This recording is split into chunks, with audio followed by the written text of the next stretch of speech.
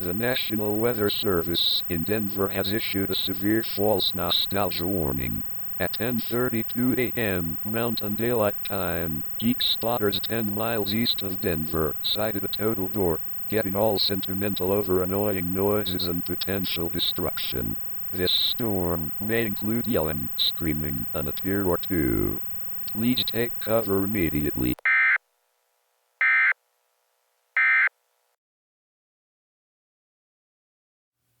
And welcome to the Oddity Archive, the show that might get rained out today. Imagine that. In May, in Denver? Never. So I guess it's appropriate that today we take a look at one of those topics that gets me all warm and gooey inside, more so than usual.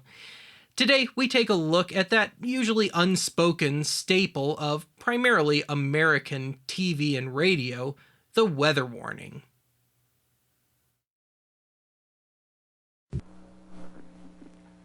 Tornado watch.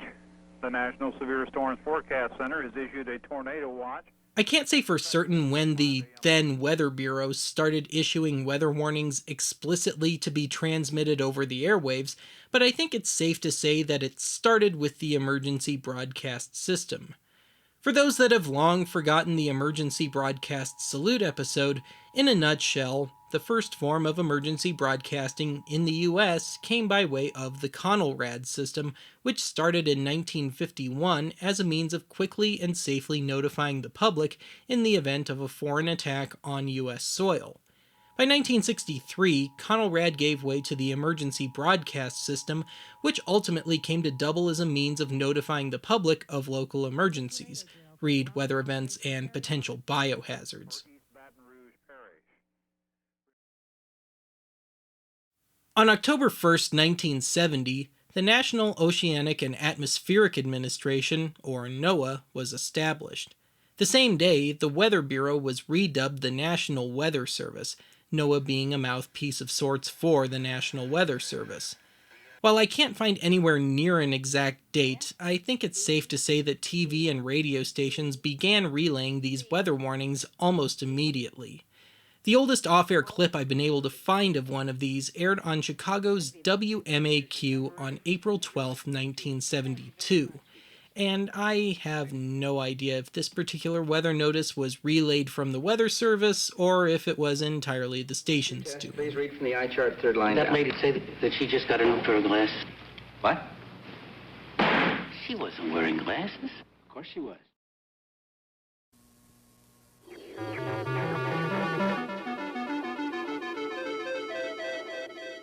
Severe snowstorms and travelers. As the 70s gave way to the 80s, TV stations more or less streamlined their homebrew weather alerts, which usually fell into one of four categories. You've got the sleek, high-tech warning. Outdoor activities. This has been an emergency weather alert from WFLD TV. The plain, boring old station slide. And I'm meteorologist Bill Kamal. The National Severe Storms Forecast Center in Kansas City, Missouri has issued a tornado watch. The what the hell does this have to do with weather slide? Effective until 7:30 tonight for DuPage County in Illinois. The public reported a funnel cloud 3 miles west of Geneva, Illinois in eastern Cape. And the so hip it's horribly unhip slide.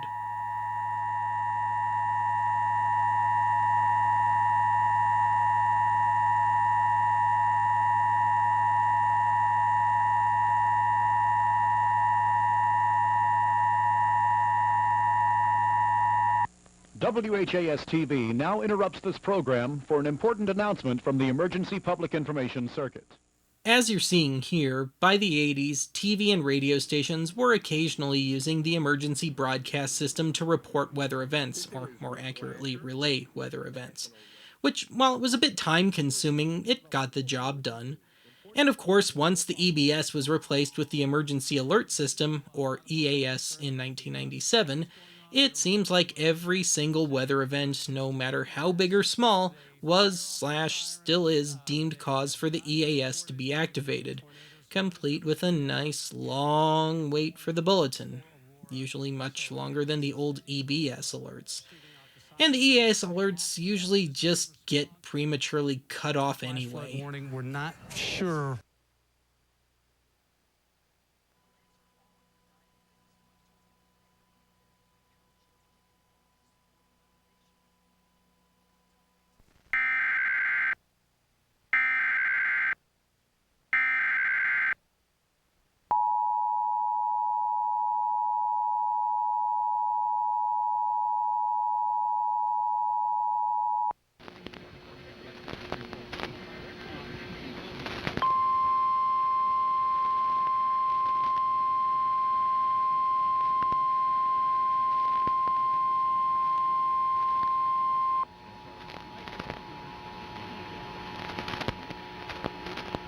National Weather Service in Denver has issued a flash flood warning for western Arapahoe County, southwestern Denver County, until 7:15 p.m. At 4:21 p.m. Mountain Daylight Time, trained weather spotters reported flash flooding and torrential rain in the southeast sections of the Denver metro area. The storms producing the rain were moving slowly to the north and northwest at 10 to 15 miles per hour.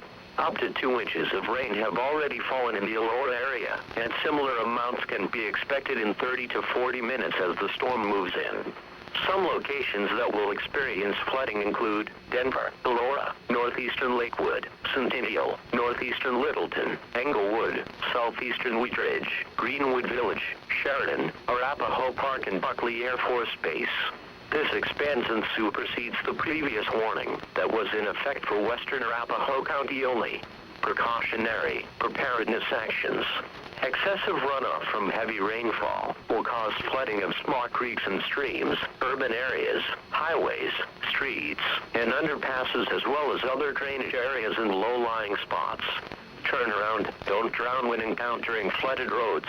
Most Good, so give me that name again.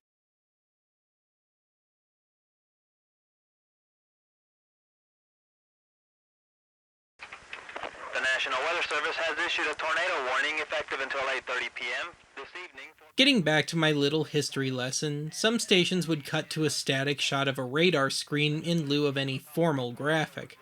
To this I say, thankfully, radar technology has improved quite a bit since the 70s and 80s, because I know I would have been so lost looking at the screen. The tornado is indicated by that strong echo to the southeast corner of the center of the screen. That familiar 6 hook now developing off the bottom of that tornado, thunderstorm rather.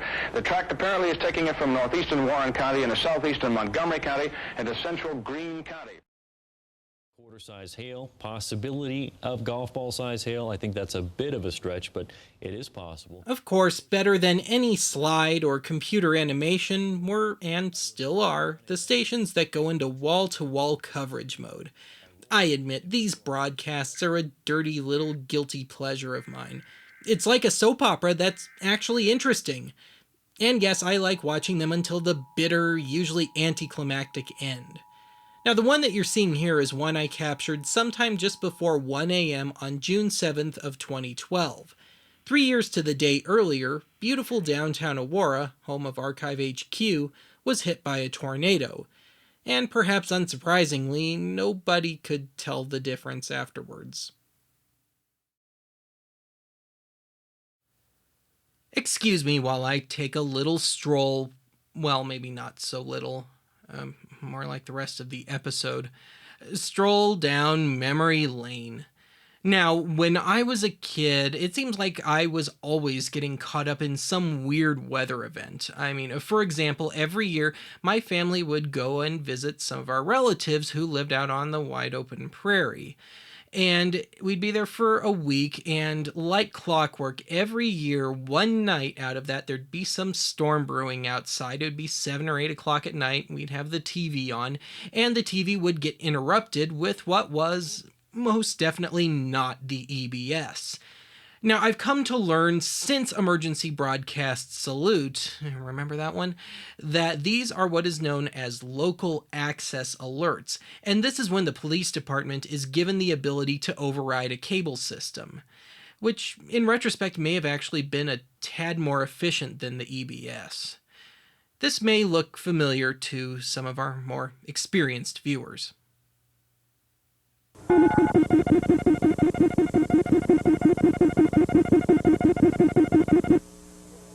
This is the South Sioux City Police Department. We are under a tornado warning. Please take cover. Please take cover. We are under a tornado warning. A tornado has been spotted by Jackson. Not something you necessarily want to show to a cowardly child with an overactive imagination. Anyway, sort of contradicting that, in 1994, I truly learned the meaning of the word synchronicity. And I'll never forget it. I was sitting in my room, it was mid-afternoon, it was really, really dark outside, and I was watching, don't ask how I remember this, a rerun of The Wonder Years on my TV. And my mom comes blazing into my room, demands that I get my butt to the basement now. And for once, I was not scared. I grumbled, got up, grabbed my cheap little $4 or $5 portable AM/FM radio, because that's what you were supposed to do, and started heading down to the basement. And on my way down, I saw my dad and older brother staring out the back window, just watching the skies, and being a little peeved that I couldn't join the adults. But anyway, I don't remember any civil defense sirens going off, and I don't remember seeing anything on TV, obviously, before or after. But I do remember hearing a weather warning on the radio, and I will never forget the song that was playing and the point at which it was cut into. And indeed, I'm actually going to chance it, and I'm going to play you a little recreation of this, complete with just a little teeny snippet of this song, more just out of nostalgia than anything else. I know I get nostalgic over very weird things, but enjoy. God is watching us. God is watching us. We interrupt this program for a special broadcast from the Emergency Broadcast System. Special information will follow this tone.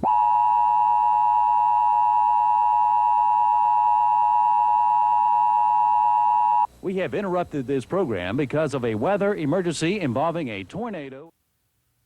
You know, maybe it was the wind beneath my wings. I'm getting a little hazy in my old age. I do remember it was Bette Midler, though. I do remember that much. And I remember that it took forever to get to the weather warning, and apparently during that time, a nice big chunk of farmland about 5 miles east of us got wiped out. Did I mention we kind of lived right on the edge of civilization? Anyway, most commonly what I caught growing up were the weather crawls, and they're still around and they're still pretty damn common. Now, I did manage to catch a pretty fair amount of these on tape as a kid, but taped over them a few years later. Or so I thought. Ladies and gentlemen, while doing my research for this episode, I actually managed to unearth the apparent sole survivor of my childhood VHS weather warning stash. In another California murder case, which has yet to go to trial, computer enhancement of video surveillance footage is again playing a major role. So can I go up there with you? On December 27, 1993, a police officer at Manhattan Beach took his 12-year-old nephew out with him on patrol as part of a school project. At around 11 p.m., the officer pulled over a silver gray Daihatsu hatchback. He suspected that the driver was drunk. See your license and registration, please.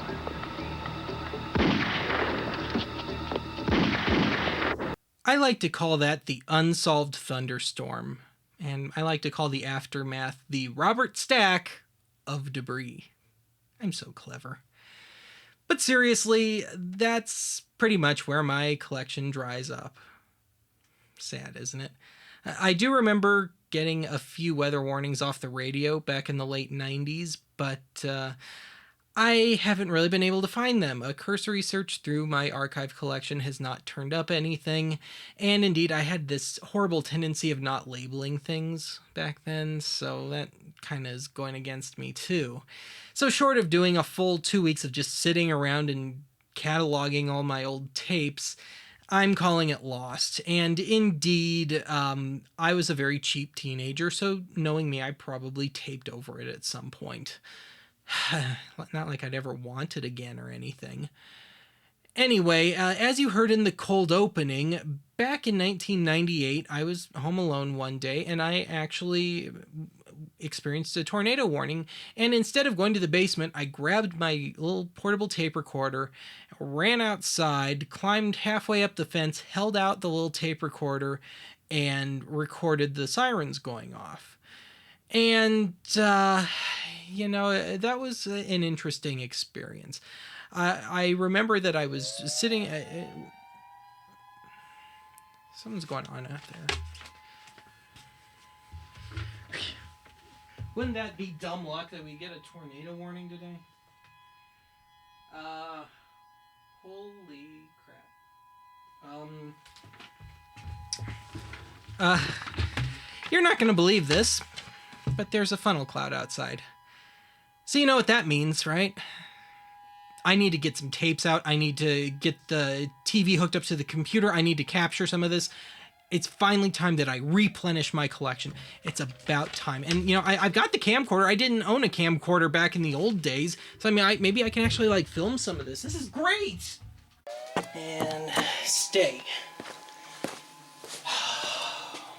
Where are those tapes? God, I can never find anything in here. It's always such a dump. Where is everything? Typical.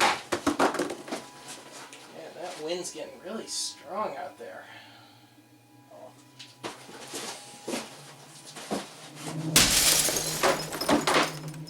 Ah.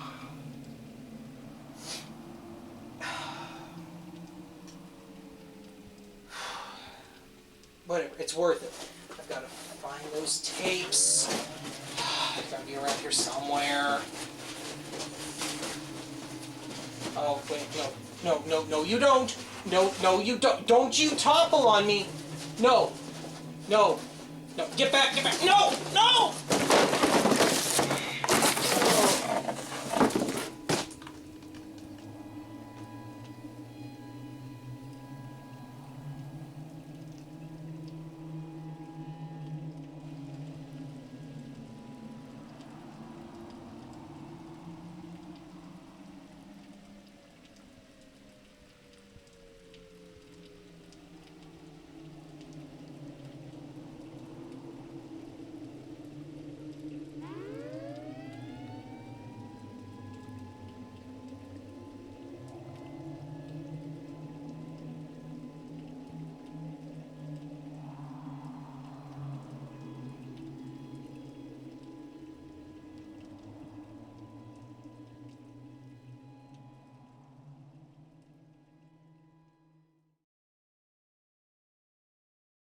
Get into a ditch or culvert.